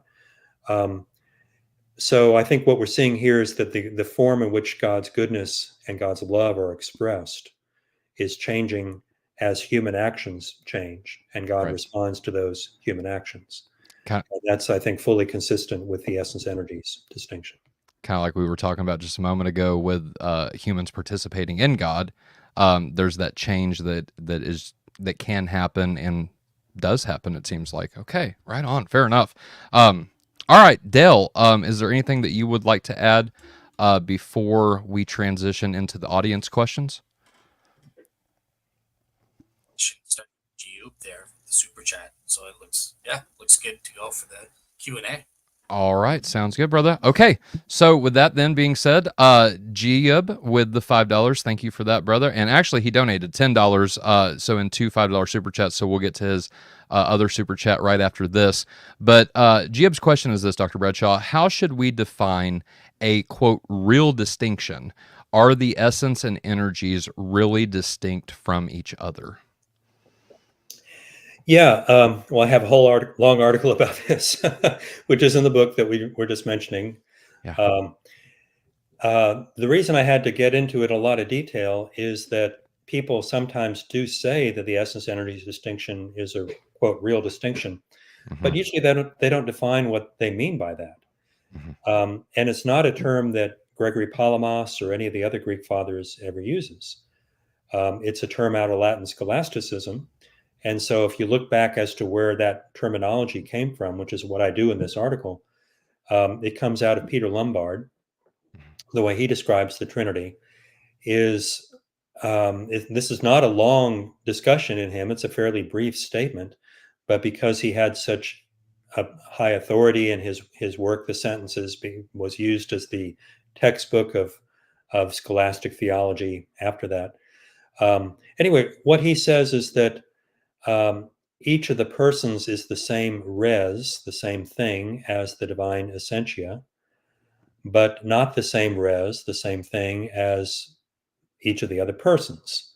Okay. So you have a real distinction between each of the persons, but not a real distinction, only a notional or rational distinction between each person and the divine essence. or at least that's how it came to be understood by scholastics like Bonaventure and Aquinas and others. Now, Aquinas is the one I looked at most closely when I was writing that article. And he says, okay, so kind of inferring or trying to make sense of what Peter Lombard says, a real distinction is one in which there is some relationship of opposition, or at least of origination, such as there is between the Father and the Son. Those are, in a sense, opposed terms, and obviously the Son originates from the Father. And the Father and the Spirit, likewise, maybe not opposed, but at least this Spirit originates from the Son as well as from the Father, as well as from the Son, given the filioque. So you've got then a real distinction between the three persons, but there's no such relation of opposition between each person and the divine essence. So there's no real distinction there. But the point I'm making is all of that whole terminology originated out of Latin scholastic Trinitarian doctrine, going back to Peter Lombard, writing in the, the mid 12th century, at a time after the schism, had no influence, wasn't even known actually by people in the East, and had no influence at all on the whole discussion about essence and energies, which for the most part had already developed, in people like the Cappadocians, Dionysius, Maximus. Palamas writes in the 1340s, so yeah, he's after this, but he's only writing and reading Greek. He has no knowledge of Latin scholasticism. So he too is not influenced at all by that Latin discussion of real distinctions.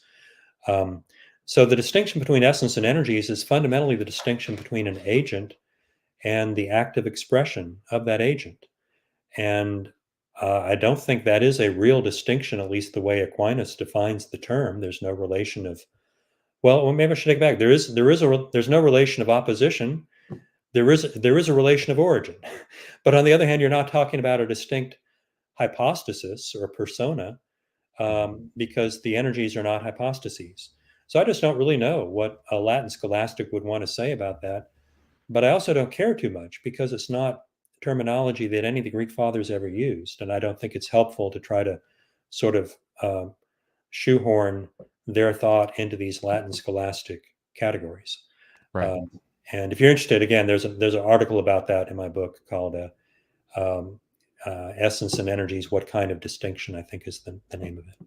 It's kind of like whenever Protestants try to tell or shoehorn into Orthodoxy the idea that the ecumenical councils are infallible and inerrant. Those are concepts we don't even hold to. Dale, I'm just kidding. I love you, Dale. But no, man. Dale and I have been having an interesting back and forth whenever it comes to tradition and the authority of tradition in the Eastern Orthodox Church. So I had to say that, but I am joking in a sense. But just so I don't, you're joking around with me, but is it true that you don't take the content of the 7 ecumenical councils to be infallible? So I'll put it like this. I haven't made up my mind where I land yet. And Dr. Bradshaw, if you want to comment on this too, feel free. But from my understanding, Dale, there are 3 different views within Orthodoxy that people would hold to. That is that one is the creeds and the canons found in the ecumenical councils are inspired and infallible, or inerrant, I guess I should say. Number 2, that the creeds are inspired and inerrant, and then but the canons are not. And then number 3 is that neither the creeds or the canons are inspired and inerrant. And I don't know where I land on that yet. But Dr. Bradshaw, I turn it over to you, and if you want to. Before he answers, yeah.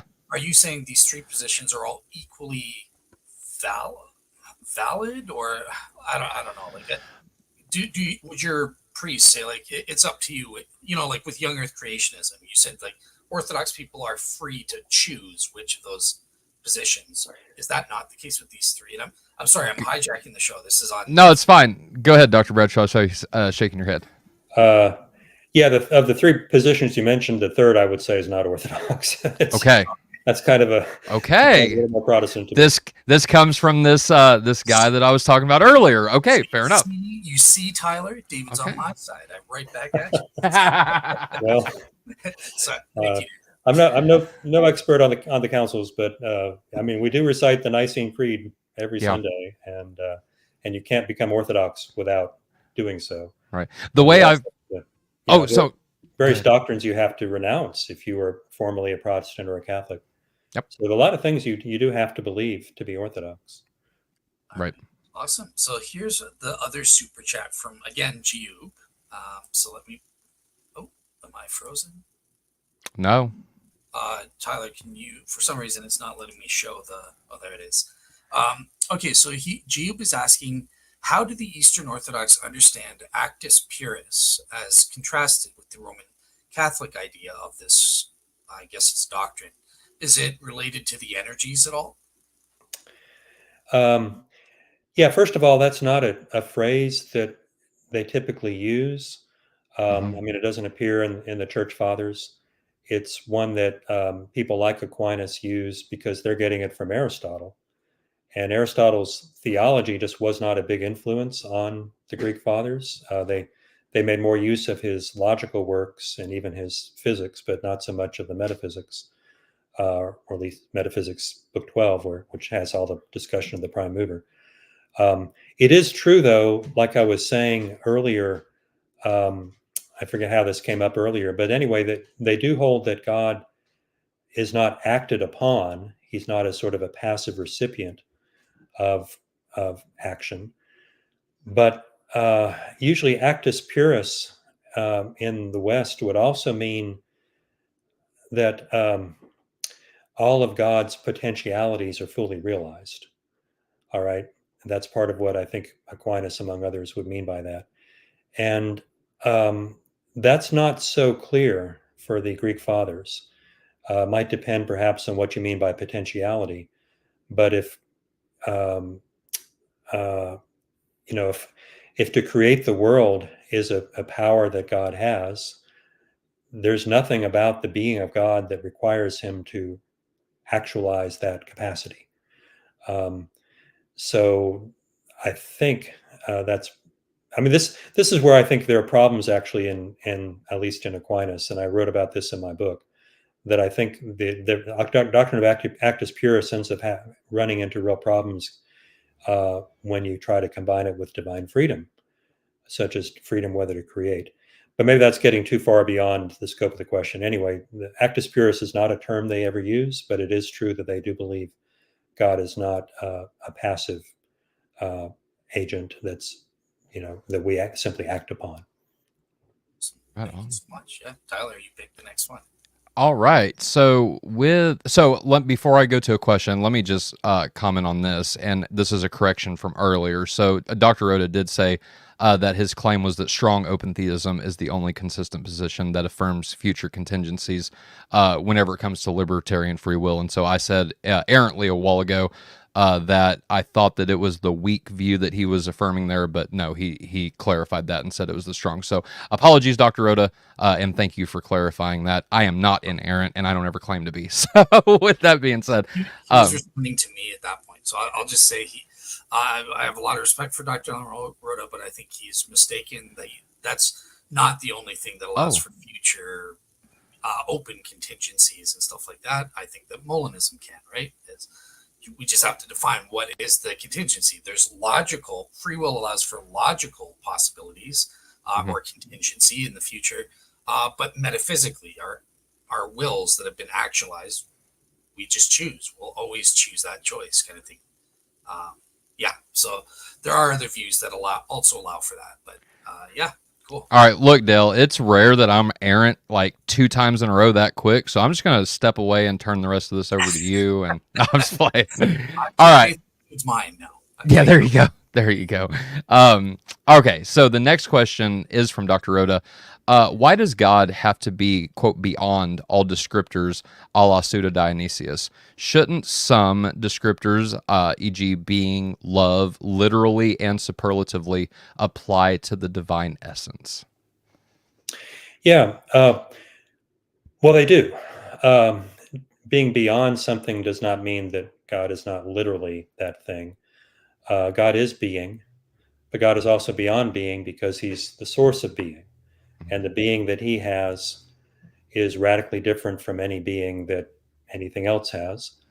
And so the idea of beyond is a way of indicating God as the source who is transcendent in relation to that quality or reality, whatever it may be, although possessing that quality or reality in a radically different and transcendent way.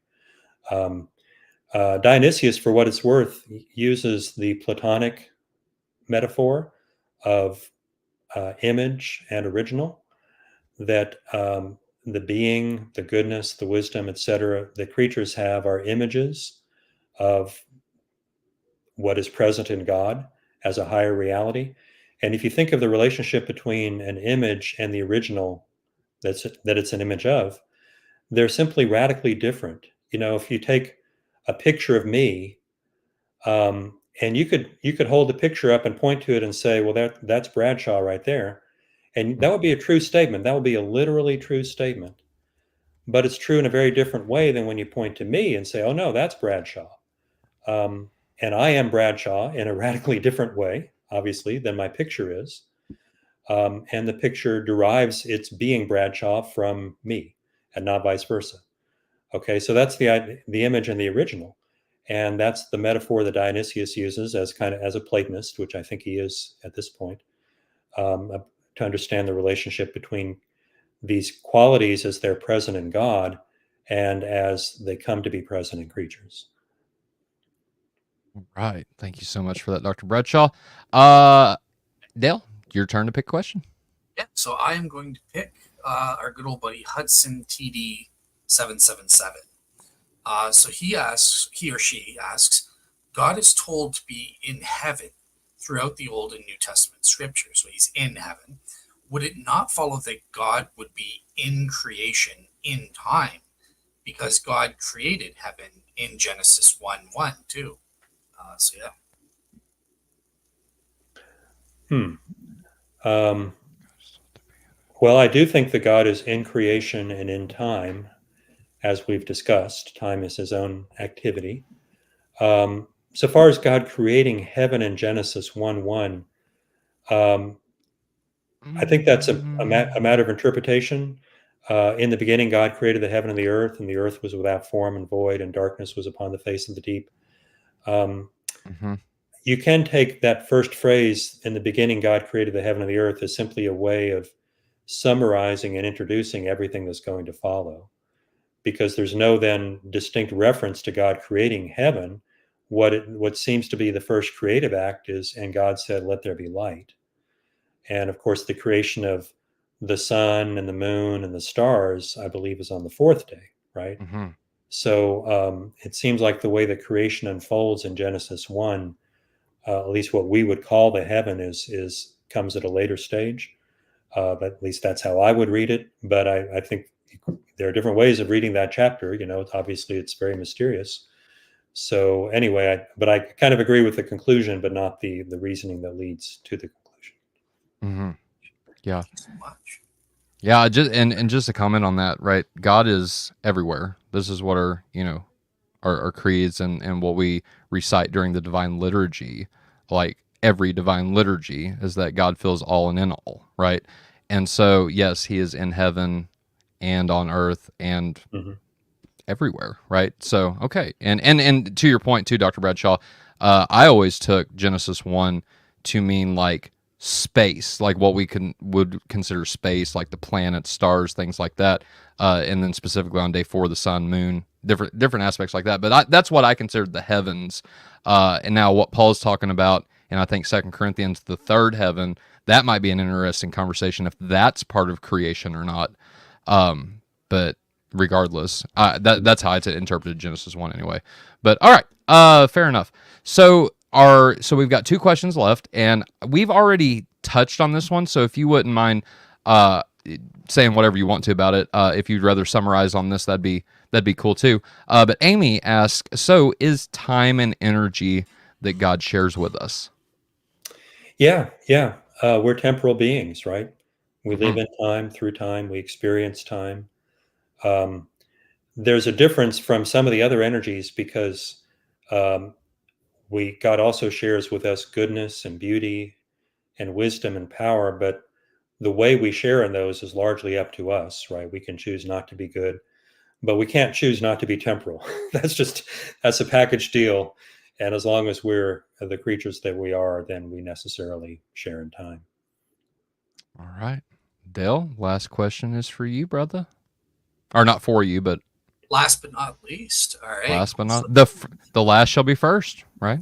The last shall be first. And frankly, Alan got the first question, so he's the first and the last here. So Hey. he's asking, the essence energy distinction implies that God is free to act, in other words, be energetic in ways that are not dictated by his essence. Is that so? Oh yeah, absolutely. I mean, with certain boundaries, God cannot fail to be good, and therefore anything he does will be good. But the ways that he manifests and expresses that goodness, there's no end to the different ways he could do that. So, given that, absolutely. Awesome. All right, cool. Well, that does it. That's all the questions from the audience. So, on my behalf, before we go to Ty, I'll say thank you so much for coming on again. It's always a great time, even when I agree or disagree with you. You're always well informed, and you provide something for me to think about and stuff I have never even heard of before. So yeah, it was great. Right on, Dale. Thank you, and thank you, Dale, for joining us. I kind of hit you up, not necessarily last minute, but I thought about, since you were on the first episode with us, that you'd want to participate in this episode as well, and so I always love having you.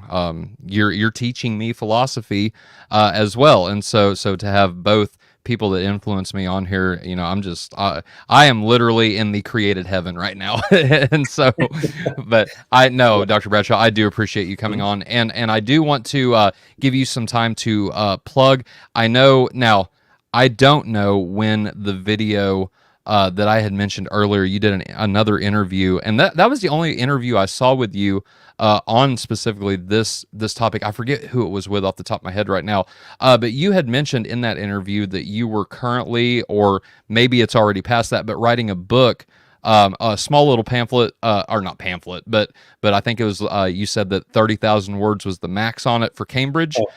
Is that still in the works, or have you already released that? It's still in the works. Okay. Yeah, I've been behind, so I hope I'm going to write it this summer. It'll be called The God of Eastern Orthodoxy, and it's one of those Cambridge Elements books. If you're familiar with those, these are little paperbacks. Yeah, 30,000 words, but it'll talk about time and eternity, along with the essence energies distinction and a lot of other things we've talked about here. Yeah.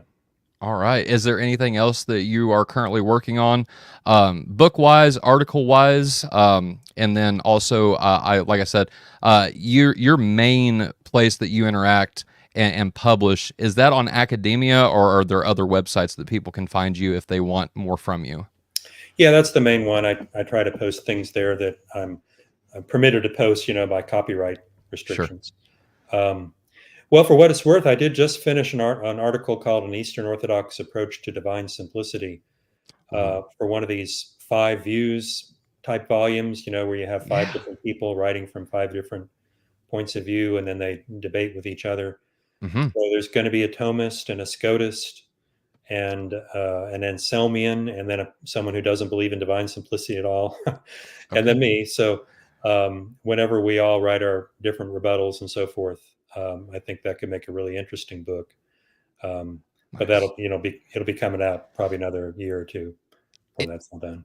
It's super nice to see, I think, Orthodox Christians getting involved in the 5 views, because I know whenever I was beginning to inquire into Christianity, a lot of people recommended to me the 5, the 4 views, 3 views, counterpoint series. And not only you, but my godfather, Dr. Bo Branson, is writing and they're getting close to publishing, from my understanding, but a book like that on the Trinity, and he's doing it with Dr. William Lane Craig, Bill Hasker, and then I forget the other one. There might only be 4, so Bo, Bill, and then Hasker, and then I want to say there's somebody else, but I forget off the top of my head who that who that is.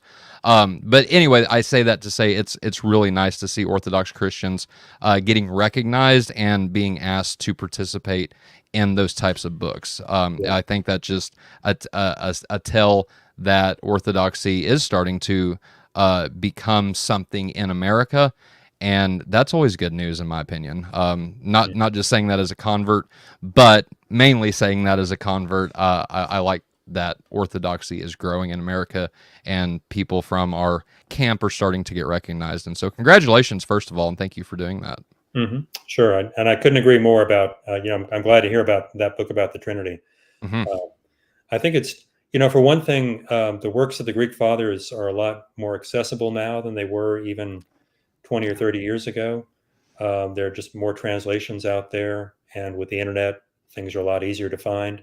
Yeah. So I think more and more people are realizing that they're really an important source of Christian thought that has been neglected to a large extent, or else, when they were studied, it was sort of from a scholastic point of view, or maybe even a Protestant scholastic point of view. But anyway, allowing them to speak for themselves and to realize they are their own distinct tradition that's ancient and that's very deeply rooted in the early church and in the scriptures.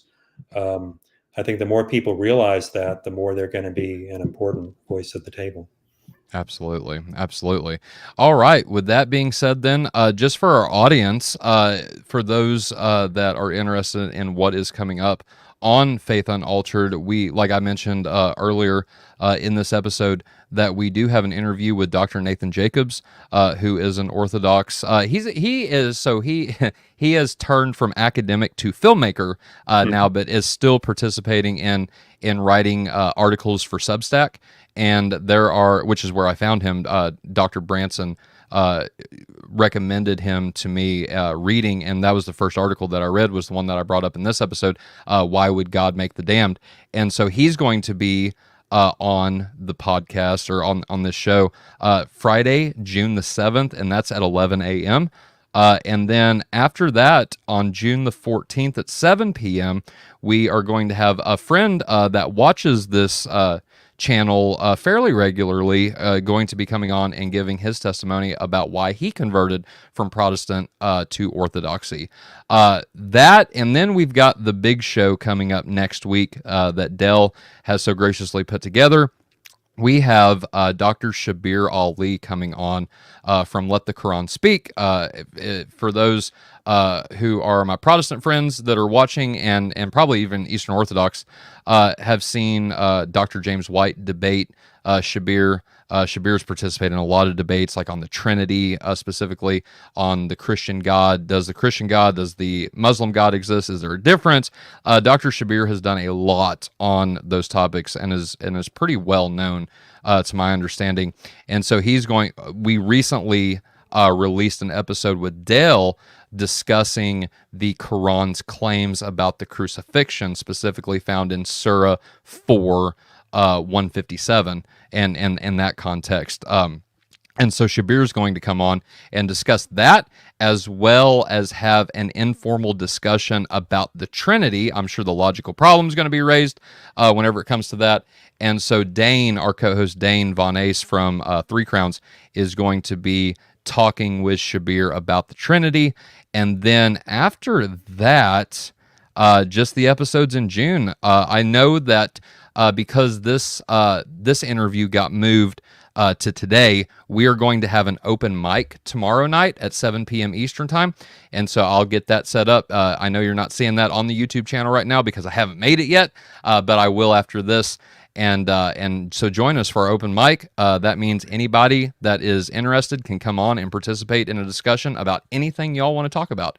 And so I would love to see more people interact and be involved in those discussions. We do that for our audience as a thank you for supporting our channel. And so if you've got questions, if you want to talk about something that you've heard us talk about recently or in the past, now would be the time to bring your objections, if you object with us on things, or your agreements on the show and discuss those with us. And that will be tomorrow at 7 p.m. Dale, what do you got coming up on Real Seekers, brother? Yeah. So obviously my next show on Real Seekers is going to be the one on Tuesday night with you guys, with Dr. Shabir Ali. Hmm. Like I said, he's a friend of mine. He was someone who really helped me back before I was a Christian, and I was doing my religious research, and I was talking to Christian apologists like Gary Habermas and Tony Costa. He's another one who lives in Toronto and has debated Shabir Ali all the time. But yeah, Shabir Ali, even though he's a Muslim, he helped me to try to give me the evidence for the Islamic perspective and that sort of thing. So I appreciate when scholars, they don't just care about making academic arguments, but they care about helping people's souls, saving souls from their perspective. And Shabir Ali, just as much as Gary or David Bradshaw, they're the same. They care about people. So yeah, I'm really looking forward to having Shabir on the show. Other than that, I'm doing on the Saturday, the 25th, I'm doing a debate on the scientific method. Is that evident? Does that fit better with an atheistic worldview versus an atheistic worldview? So I'll be debating an atheist on, I think, Nice. Saturday morning around 10 or something like that. So that's what I've got for next week. And obviously, I've set up my Patreon and stuff. I don't know if it's appropriate to, should I speak about it now or wait maybe for the open mic or? Go ahead, brother. I don't care what you do. Okay. All right, cool. So You have full reign, Dale. all right, no worries. I'll just quickly share my screen and just show you guys what I've set up. And if anyone's interested in supporting me, great. Cool. So this is the Patreon. So just that patreon.com/real seekers. And you have to set up tiers. So the pricing's messed up. For you guys, it'll be in American probably, but yeah, this is just the basic tier. It's $5 American. It's basically just the same content that's on my YouTube stuff because I believe strongly in having evangelistic materials for free. But I'm also putting it here. If you've got extra money and you want to help me, great, you can sign up and I'll give you guys a verbal shout out or something at the end of a video. Then I have the Real Seekers Plus tier, which I will be giving early access to kind of bonus Real Seeker materials. So if I do like a review or a reaction video, stuff like that. So yeah, you can join for that. I think it's like $12 American for whatever reason. That's $21 Canadian, I guess. But and then there's the Real Seekers Beyond tier. So this is what Tyler was talking about. So this is not going to be evangelistic material, although it'll include both the other tiers. But this is where I'm going to be teaching secular philosophy courses, right? Things that I either taught or took as a master's student in philosophy. So right now I'm teaching at Tyler's suggestion, my critical thinking and logic course. And I'm going through, that's a first year undergraduate course that's required for people in the arts. And I'm just going through and teaching that material for you guys in the Real Seekers Beyond here. So yeah, that's kind of the Patreon. If not, if you don't care about signing up for tiers and all that stuff, if you just want to give like a one-time donation, you can also find me again at the paypal.com/real seekers. And if you need help finding the links, I've set up a Linktr.ee that you can just click on and it gives you the PayPal or the Patreon. But with that said, I'm going to shut up because I don't like doing sales pitches. So yeah, thank you for watching me, and I'll never do that again. Thank you. And no problem, Dale. All right. Well, with that being said, again, Dr. Bradshaw, it's been an absolute honor and a pleasure. And we'd love to have you back for more. And I will be in touch with you about what we find out from Dr. Craig. So be on the lookout for that, audience. And with that being said, thank you all for joining. Please like, subscribe, and share this podcast. Please pray for us as well, since we could always use your prayers individually and as a ministry that is on the internet. And also, if you'd like to financially support us as well, you can do that by visiting our link tree in the description. And Faith Unaltered will be releasing a Patreon as well. So very, very soon. We're just trying to figure out how we want to do the tier system. So if you have any basically, if you want to give us some ideas about how to do that, then email me at faithunaltered@gmail.com, and I will see you next time, and we will see you next time. So with that being said, good night, God bless, stay like Christ, and Christ is risen. Indeed, he is risen. Amen. Okay. See you, Dr. Bradshaw.